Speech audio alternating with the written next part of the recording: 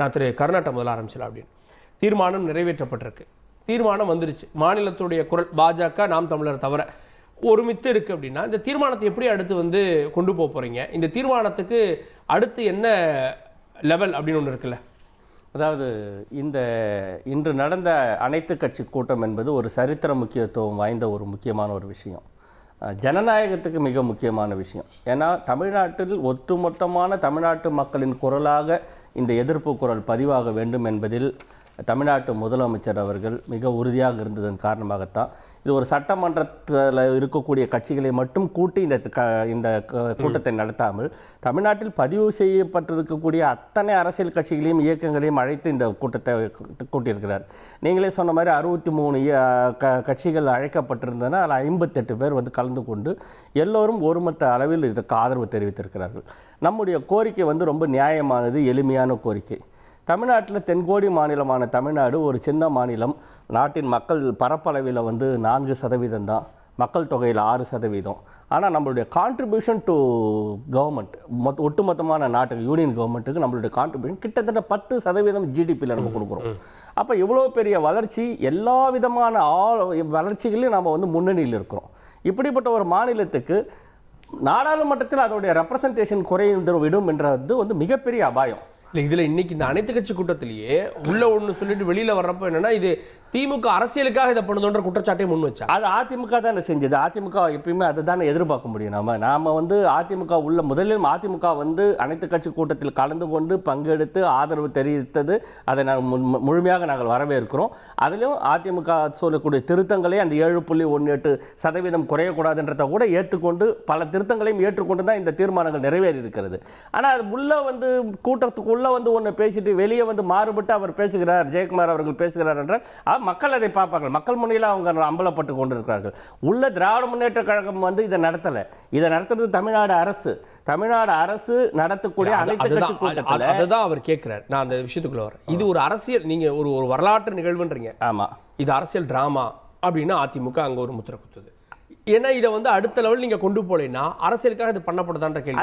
அதான் சொல்றேன், அரசியல் நாடகம்னு அவர் சொல்றாரு இல்லையா. உள்ள சொல்லாம அதை ஒரு கட்டத்துக்கு உள்ள ஒரு பேச்சு, கட்டத்துக்கு வெளியே நாடகம்னு பேசும்போது இப்போ இதில் யார் நாடகம் பண்றாங்க? அது உண்மையிலேயே திராவிட முன்னேற்ற கழகம் நாடகம், ஆளுங்கட்சி நாடகம் ஆடுகிறது என்றால் அந்த கருத்தை அவர் உள்ள அனைத்து கட்சி முன்னாடி அங்க சொல்லியிருக்கணும்.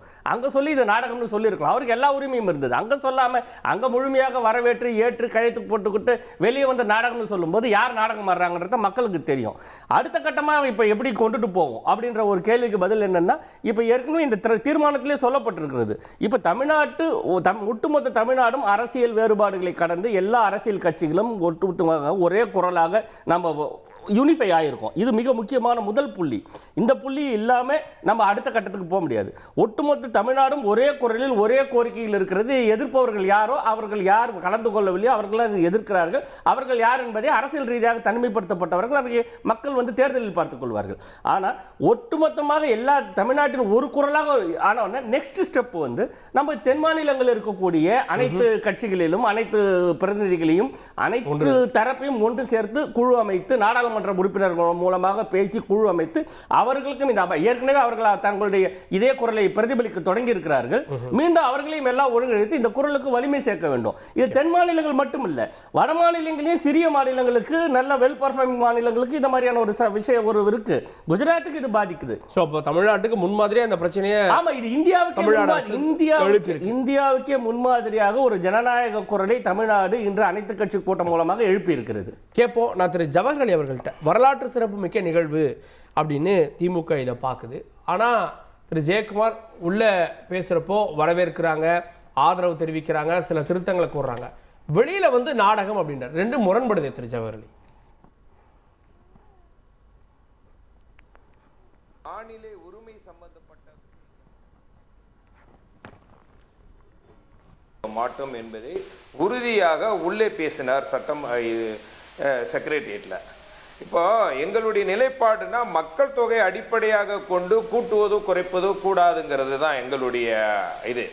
அதாவது அப்படி செய்தால் மக்கள் தொகையை கட்டுப்படுத்தாத வட மாநிலங்கள்லாம் அதிக தொகுதிகளை பெற்றுவாங்க அப்படிங்கிற ஒரு நிலைப்பாடோ, தமிழகத்தில் இருக்கக்கூடிய 39 தொகுதி குறைந்து விடும் இந்த நிலைப்பாட்டில் மக்கள் திரு ஜவஹர்லி ஒரு நிமிஷம் குறுக்கீடுக்கு மன்னிக்கணும் உங்க ஆடியோ சரியில்லை. நான் திரும்ப உங்கள்கிட்ட நான் வரேன். நான் திரும்ப ஒரு ஆடியோ மட்டும் சரி பண்ணிட்டு வந்துடுறேன். நான் திரு ஜி.கே. நாகராஜ் அவர்கள், இந்த தீர்மானங்கள் அடுத்த லெவல் போறது ஒரு பக்கம் அப்படின்னா, தென் மாநிலங்கள்ல இந்த குரல் வலுப்பெறுவதற்கு முதல் குரல் தமிழ்நாட்டிலிருந்து வந்திருக்குன்னு பார்க்கலையா? இன்னைக்கு தமிழ்நாட்டின் ஒட்டுமொத்த குரலும் இந்த வந்திருந்த எல்லாருமே வெளிப்படுத்தின மூலமா இதுதான் தமிழ்நாட்டினுடைய குரல் அப்படின்னு பதிவாகலையா?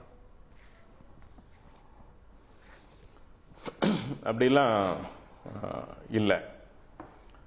ஏன்னா இது வந்து இவங்க இது மாதிரி எழுப்புற குரல் இதுக்கு மட்டுமல்ல, பல்வேறு விஷயங்களுக்கு தொடர்ச்சியாக அரசியலமைப்பு சாசன சட்டத்திற்கு மாறுபட்டு எழுப்பி கொண்டு தான் இருக்கின்றார்கள்.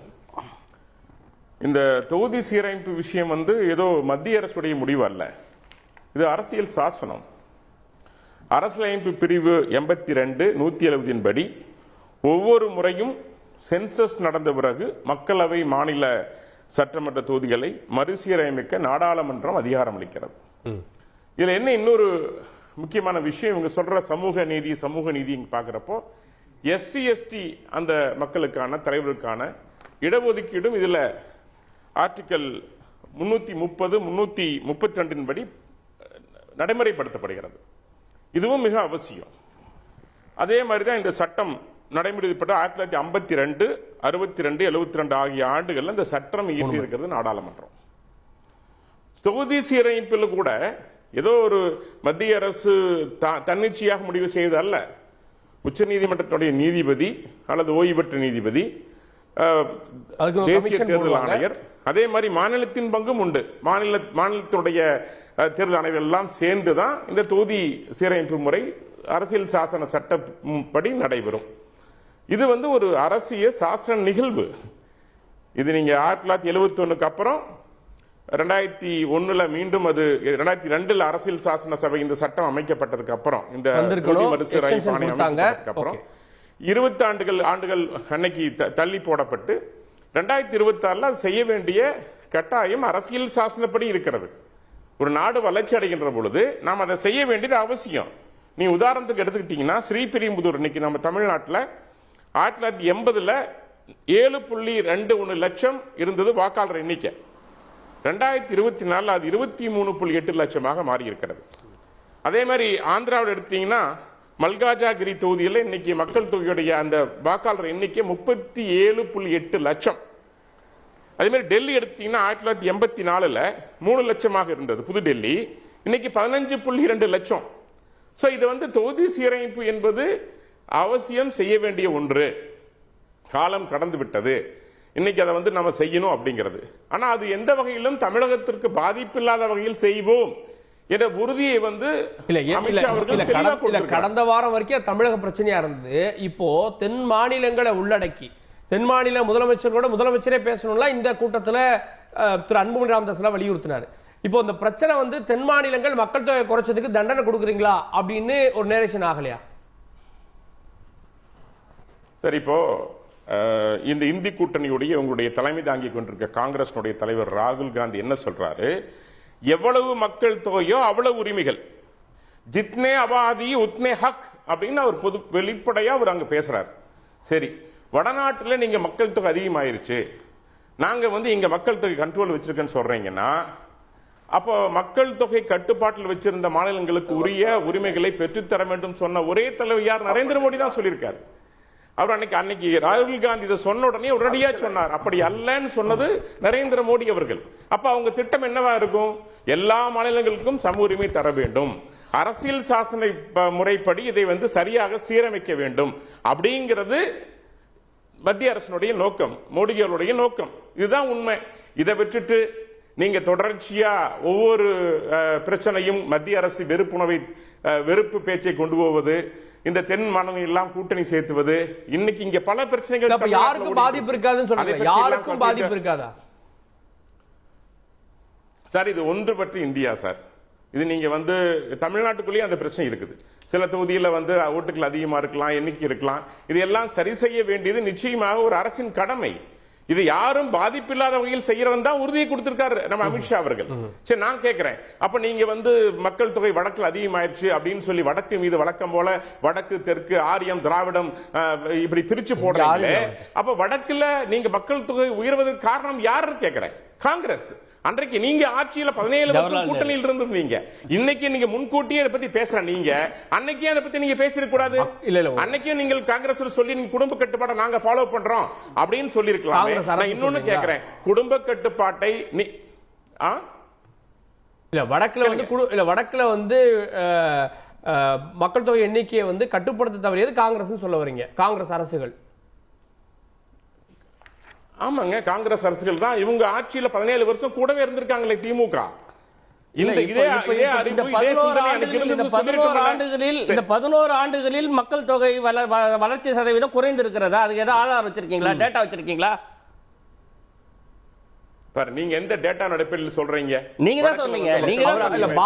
பாஜக ஆட்சி அமைஞ்சதுக்கு அப்புறமா நடவடிக்கை அதுக்கு ஏதாவது டேட்டா பாயிண்ட்ஸ் இருக்கா?